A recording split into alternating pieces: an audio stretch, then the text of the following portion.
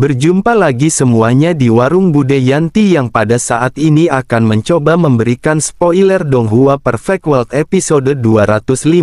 Pada episode sebelumnya kita diperlihatkan dengan suasana yang tiba-tiba telah berubah ketika daun emas mulai berkibar di angkasa. Kemudian setelah itu banyak yang langsung mengenali aura itu, tentu saja aura yang pernah mereka lihat di alam bawah. Bahkan beberapa master sekte terutama Dewa Anggur Matahari merasa tidak nyaman, lalu dia pernah mengalami kekalahan memalukan di tangan makhluk yang memancarkan aura serupa hingga harus melarikan diri untuk menyelamatkan nyawanya. Banyak yang tidak percaya bahwa makhluk itu bisa kembali mengira ini hanya tipuan. Namun daun emas itu terbang dengan cepat menembus pertahanan kelelawar darah seorang master sekte yang tangguh dan membunuhnya dengan satu serangan.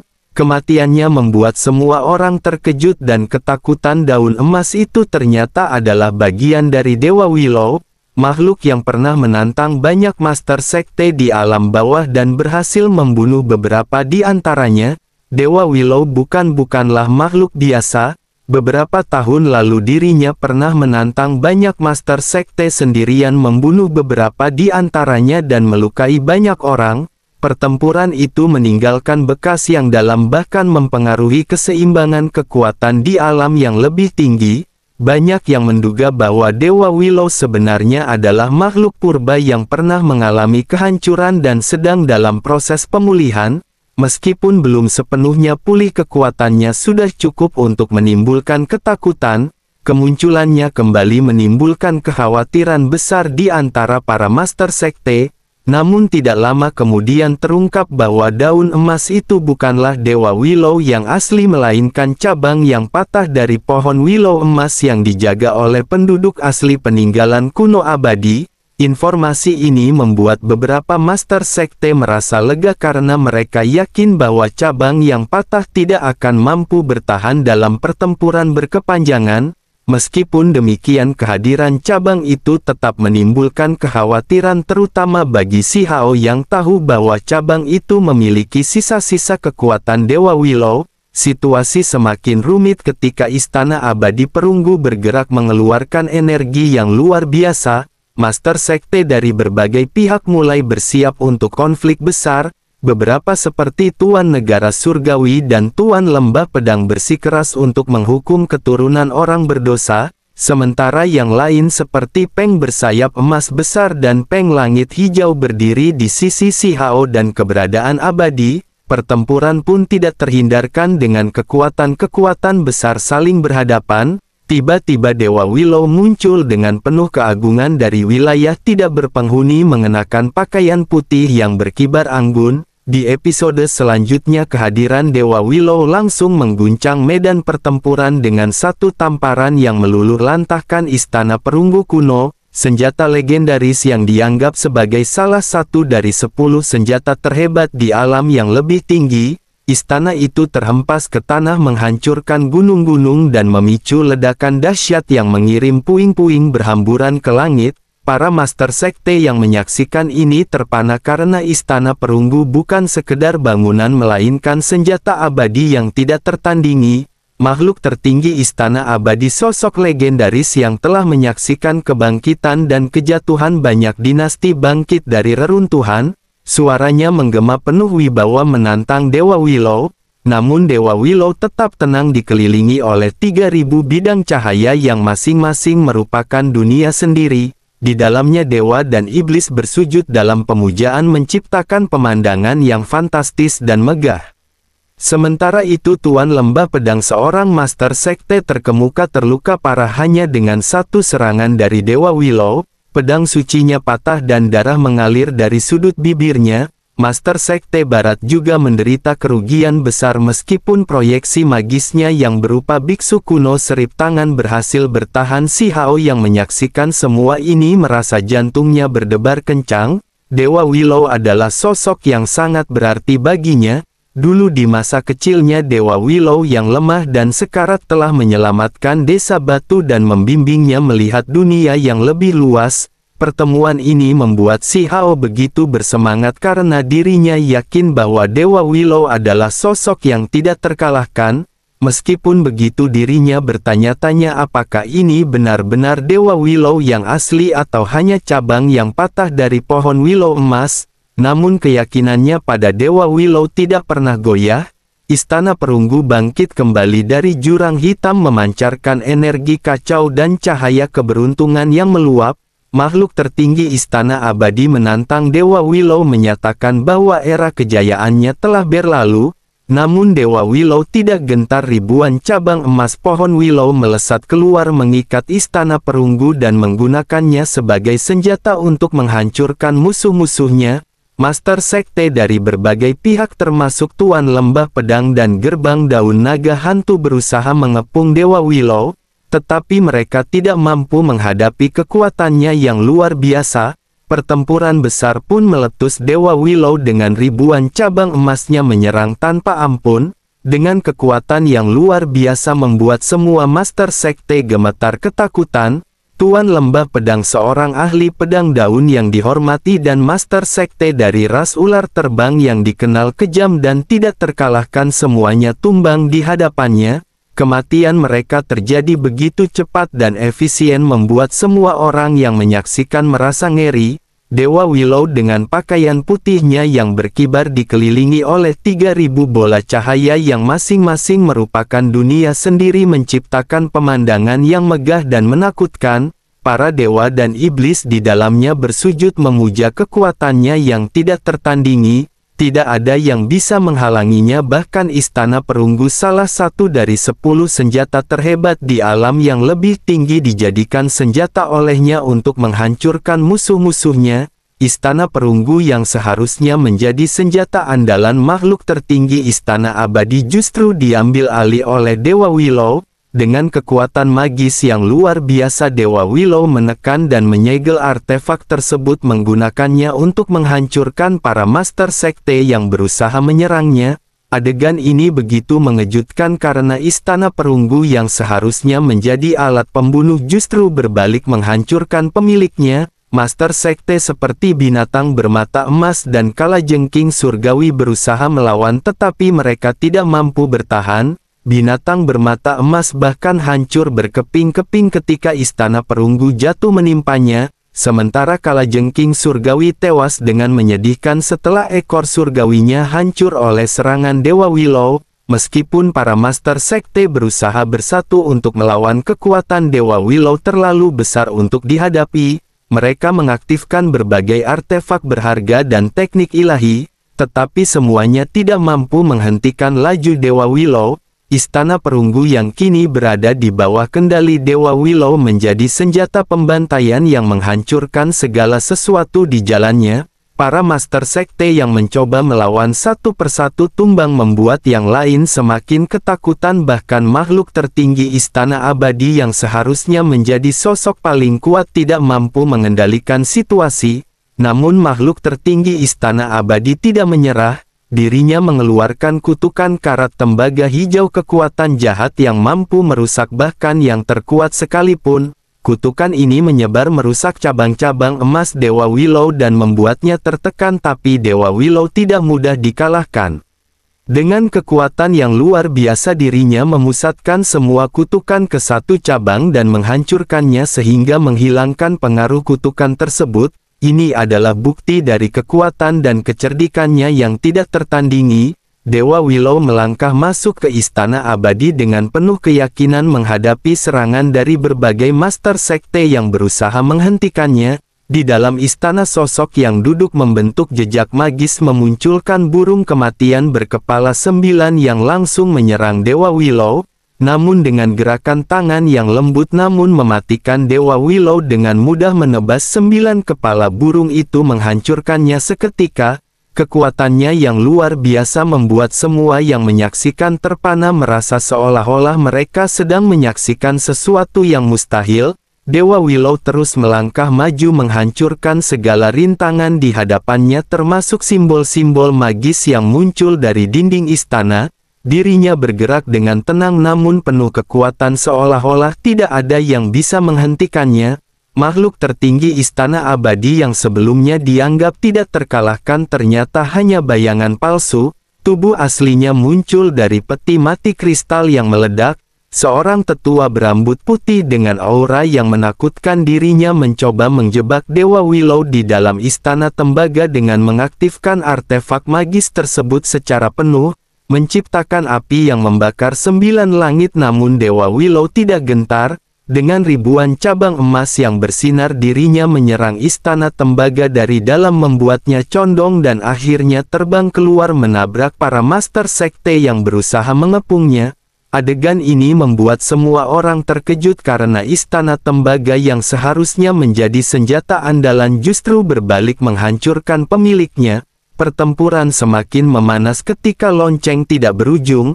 Artefak legendaris dengan karakter tanpa dan akhir muncul di medan perang.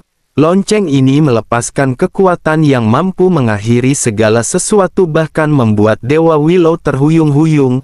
Namun Dewa Willow dengan cepat pulih memunculkan simbol-simbol pengorbanan kuno dari tubuhnya yang melawan kekuatan lonceng tersebut. Pertarungan sengit antara dewa dan makhluk tertinggi istana abadi yang didukung oleh lonceng tidak berujung, membuat langit dan bumi seolah-olah hancur. Hujan darah turun, kilat menyambar dan angin gila bertiup menciptakan pemandangan yang mengerikan. Di tengah kekacauan, seekor kura-kura tua muncul mencoba mendamaikan kedua belah pihak, namun upayanya sia-sia karena pertempuran telah mencapai titik di mana tidak ada ruang untuk perdamaian. Dewa Willow terus melawan dengan gigih sementara para master sekte dari berbagai pihak berusaha memanfaatkan situasi untuk menghancurkan musuh-musuh mereka. Pertempuran ini bukan hanya tentang kekuatan tetapi juga tentang kehormatan dan kebenaran. Dewa Willow dengan ribuan cabang emasnya yang berkilauan terus melawan tanpa rasa takut, menunjukkan bahwa dirinya adalah sosok yang tidak tertandingi. Pertempuran semakin sengit ketika pengguna lonceng tidak berujung mengaktifkan kekuatan penuh artefak tersebut. Karakter akhir bersinar semakin terang, melepaskan kekuatan yang mampu mengakhiri segala sesuatu. Beberapa cabang Dewa Willow bahkan mulai layu dan patah, menunjukkan bahwa dirinya mulai tertekan. Namun Dewa Willow tidak menyerah. Ribuan daun emas bertebaran menari di udara dan menyerang lonceng serta penggunanya. Pengguna lonceng itu terpaksa mundur, darah mengalir dari mulutnya sementara Dewa Willow terus melawan dengan gigih. Istana abadi juga bergabung dalam serangan, menciptakan situasi yang semakin berbahaya bagi Dewa Willow. Meskipun terpojok, Dewa Willow berhasil melepaskan diri dari tekanan lonceng tidak berujung dan istana abadi. Dengan gerakan yang penuh kekuatan, dirinya melukai kedua musuh utamanya, membuat mereka terpaksa mundur.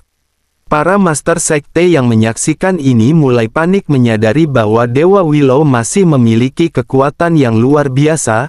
Bahkan dengan bantuan artefak legendaris dan serangan gabungan dari banyak master sekte, Dewa Willow tetap sulit dikalahkan. Dirinya bergerak dengan tenang namun penuh kekuatan, seolah-olah tidak ada yang bisa menghentikannya. Dewa Willow kemudian memasuki keadaan yang lebih mengesankan. Dengan 3000 bola cahaya dunia memasuki tubuhnya, seolah-olah dirinya mengenakan baju besi kuno yang bersinar. Dirinya melangkah maju menyerang dengan telapak tangan yang mematikan. Master sekte yang mencoba menghadangnya hancur berantakan. Artefak magis mereka pecah dan nyawa mereka melayang. Pengguna lonceng tidak berujung juga terluka parah, terpaksa mundur setelah serangan dahsyat dari Dewa Willow. Kekuatannya yang tidak tertandingi membuat semua orang gemetar, menyadari bahwa mereka sedang berhadapan dengan sosok yang benar-benar luar biasa. Pertempuran akhirnya mencapai puncaknya ketika Dewa Willow mengalahkan Master Sekte Lama Istana Abadi, membuatnya terlempar dan terluka parah. Dengan kekuatan yang tidak tertandingi, Dewa Willow membuktikan bahwa dirinya masih menjadi sosok yang tidak terkalahkan. Para master sekta yang tersisa mulai panik, menyadari bahwa mereka tidak memiliki cara untuk menghabisinya. Dewa Willow dengan tenang namun penuh kekuatan menyatakan bahwa pertempuran belum berakhir. Dirinya siap melanjutkan pertarungan, menunjukkan bahwa dirinya adalah sosok yang benar-benar tidak tertandingi. Bahkan di tengah kepungan musuh yang begitu banyak, Dewa Willow terus mendominasi medan pertempuran. Meskipun Master Sekte Istana Abadi berusaha mempertahankan diri dengan Istana Perunggu, serangan Dewa Willow terlalu kuat. Dengan gerakan tangan yang memancarkan jejak Ponyx sejati, Dewa Willow menyerang tanpa ampun. Istana Perunggu bergetar hebat dan Master Sekte Istana Abadi terpaksa mundur, tubuhnya retak dan berdarah. Kekuatan Dewa Willow yang disertai dengan teknik Ponyx sejati membuatnya semakin sulit dikalahkan. Bahkan dengan bantuan lonceng tidak berujung, para Master Sekte tidak mampu menghentikan amukannya. Situasi semakin genting ketika Master Sekte Lama Istana Abadi mulai kehilangan kekuatannya. Usia yang sudah tua membuatnya tidak sekuat dulu dan serangan Dewa Willow semakin membuatnya terpojok. Lonceng tidak berujung mencoba membantu, tetapi Dewa Willow dengan cepat mengatasi serangan tersebut. Ribuan cabang emas dan daun willow bertebaran menyerang lonceng tidak berujung dan menguncinya dalam lautan emas. Pengguna lonceng itu pun terluka parah, terpaksa mundur. Pertempuran ini menunjukkan betapa sulitnya menghentikan Dewa Willow. Pertempuran ini menunjukkan betapa sulitnya menghentikan Dewa Willow bahkan dengan artefak legendaris sekalipun. Ketika pertempuran mencapai puncaknya, sebuah dekrit hukum kuno muncul dari langit meminta Dewa Willow untuk menghentikan serangannya. Dekrit ini disertai dengan kapak perang kuno yang rusak, menunjukkan bahwa ada kekuatan misterius di baliknya yang mencoba menengahi konflik. Dewa Willow setelah membaca dekrit tersebut memutuskan untuk menghentikan pertempuran dengan syarat bahwa para Master Sekte yang terlibat harus pergi ke Desolate Border dan menunjukkan hasil. Namun Dewa Willow tetap tegas dalam melindungi si Hao muridnya dan memperingatkan bahwa siapapun yang berani mengganggu si Hao akan menghadapi murkanya. Dewa Willow kemudian mengungkapkan bahwa tubuhnya yang saat ini bertarung bukanlah tubuh aslinya, melainkan hanya jejak pertempuran yang terbatas waktunya. Tubuh aslinya telah memasuki gerbang primordial dan tidak akan kembali. Si Hao yang mendengar hal ini merasa sedih namun bersumpah untuk suatu hari nanti mencari Dewa Willow di dunia yang lebih tinggi. Pertempuran akhirnya berakhir dengan kesepakatan gencatan senjata, tetapi Dewa Willow meninggal pesan yang jelas, siapapun yang berani mengganggu si Hao akan menghadapi konsekuensi yang mengerikan. Dewa Willow dengan kekuatan dan wibawanya membuat semua orang yang hadir gemetar. Pernyataannya yang tegas tentang perlindungan terhadap si Hao membuat banyak pihak berpikir dua kali sebelum bertindak gegabah. Pertempuran yang sengit akhirnya berakhir dan berita tentang kekuatan Dewa Willow serta hubungannya dengan si Hao pasti akan menyebar ke seluruh alam yang lebih tinggi. Banyak yang tidak puas, terutama lembah pedang dan gerbang naga hitam Dao yang kehilangan Master Sekte mereka. Namun mereka terpaksa menahan diri karena melawan Dewa Willow berarti menghadapi kekuatan yang tidak tertandingi. Si Hao yang kini berada di bawah perlindungan Dewa Willow merasa lega. Teman-temannya seperti Chang Gongyan dan Chow Yuseng datang memberikan ucapan selamat. Sementara kelinci kecil dengan lincah mengomentari perubahan situasi yang dramatis. Meski begitu, si Hao tetap rendah hati menyadari bahwa Dewa Willow yang hadir saat ini hanyalah jejak pertempuran, bukan tubuh aslinya. Dirinya tahu bahwa jika rahasia ini terbongkar, masalah besar akan datang. Di kejauhan, keluarga si Hao termasuk orang tuanya si Ziling dan Qin Yining serta adiknya Qin Hao menyaksikan pertempuran yang mengharukan. Qin Yining yang penuh penyesalan karena pernah menyaksikan si Hao dikuburkan di alam bawah kini dipenuhi kebahagiaan melihat putranya hidup dan kuat. Si Ziling meski tegas juga tidak bisa menahan air mata melihat keberhasilan putranya. Dewa Surgawi Abadi yang hadir bersama mereka mengakui kekuatan si Hao dan membuka pintu klan Qin untuknya. Namun si Hao memilih untuk tetap independen, tidak ingin bergantung pada kekuatan luar. Si Hao juga menyampaikan permintaannya tentang Aman, gadis kecil yang merawatnya di masa kecil. Dirinya memastikan bahwa klan Qin akan mencari dan merawatnya. Meski dirinya berencana untuk mengunjungi klan Qin suatu hari nanti, prioritasnya saat ini adalah menemui Dewa Willow dan mengikuti petualangan berikutnya. Dirinya sadar bahwa dunia menunggunya dan dirinya harus terus maju. Sementara itu kabar tentang ancaman dari luar mulai beredar. Individu-individu kuat dari alam kuno 9 surga dan 10 bumi dikabarkan meremehkan pembudidaya dari 3.000 provinsi, meskipun si Hao awalnya tidak terlalu mempedulikannya. Dirinya siap menghadapi siapapun yang mencoba menghalanginya. Lalu saat Dewa Willow membawanya pergi, si Hao siap untuk petualangan baru. Tentu saja si Hao masih tetap memegang prinsipnya sebagai individu dari alam bawah yang tidak mudah ditaklukkan oleh para janda pirang.